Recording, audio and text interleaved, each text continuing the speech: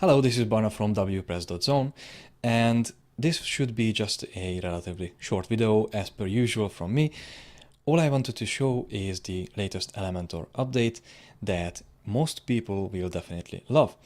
One of the most important updates that we just received today is the option to use our featured image as a section background or to use it with the image widget. Now, why would that be important? That is important because as soon as you start to create page or post templates and you would like to create more dynamic options, then obviously featured image is part of your post or page templates, especially for posts, and that is very important for publishers. So without further ado, let's get started. Now, the first thing that you will see is just a plain, simple, single post. Nothing has been changed here. A featured image on the top, title, content, some metadata, and this is how it would look like in the very basics. For this case, what I have started to create is a new single post template, but to keep everything nice and clean, I have changed the page layout to Elementor Canvas just for the demo's sake. So one of the first things that we can do is try out the image widget, and for that we just drag an image widget into the section creation. Let's make the content width full width, and right away, as soon as you try to choose your image, you will notice that with the dynamic options, now there is a new option called featured image. As soon as you click on that, obviously the featured image from one of your posts will load in and you will see right away what is going on. Just to make sure that everything works right, I would suggest to use your custom image size, and in my case I just want a relatively simple strip of image.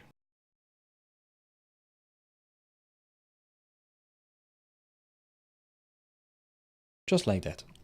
Other thing that we can do is obviously add another image widget, and what we can do is choose dynamic, and let's say we would like to see the author's profile image. Now we can obviously style this based on our preferences, and obviously we can do the nice looking negative margin trick to make it hang in there, and that would be okay. Now, to carry on with this kind of setup, you have two options. Obviously, if you would like to have your title above your featured image, then we're gonna do a second demo just in a minute. But in this case, all we will do now is just create a new section by adding a heading widget. Just choose H1, align it to the center, and make it a bit more readable. And to finish off our single post template, we're just gonna add the post content to the same section, and that should work. Just to make sure that everything is readable, because accessibility is super important, especially if you're working with marketing as well, then obviously people should be able to read your content relatively easy. So I'm just going to, sorry, I already created a white background color for this template. Now, as I mentioned, you can create obviously a different type of featured image section, and to demonstrate that, I'm just going to create a new single section and add a heading in there. Now the heading will be, once again, just using the post title.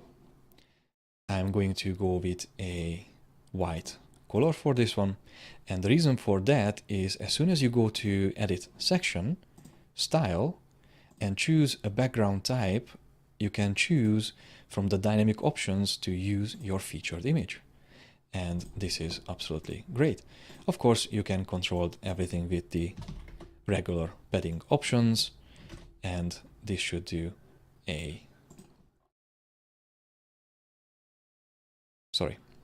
and this should work properly in your case as well.